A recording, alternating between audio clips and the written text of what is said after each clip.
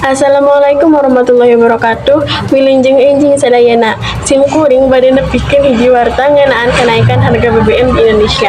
Pemerintah ngarangan Pertamina resmi naikkeun harga sabaraha hiji BBM, boh subsidi atau non subsidi.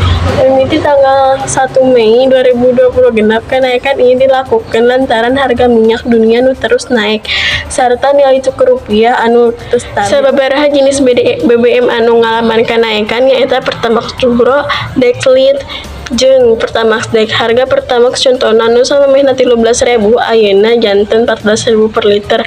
Sedangkan BBM subsidi sapertos Pertalite masih kena diawasan ku pamarentah supaya teu ngaberatkeun masyarakat. Ku ayeuna kenaikan harga BBM ieu sababaraha harga kebutuhan pokok ge mimiti naik. Ongkos transportasi umum jeung biaya pengiriman barang jadi lebih mahal. Masyarakat ngarepkeun pamarentah tiasa mere solusi sangkan keayaan ekonomi tetap stabil. Pamarentah menjelaskeun pikeun ngajaga anggaran negara jeung kestabilan pasokan energi nasional.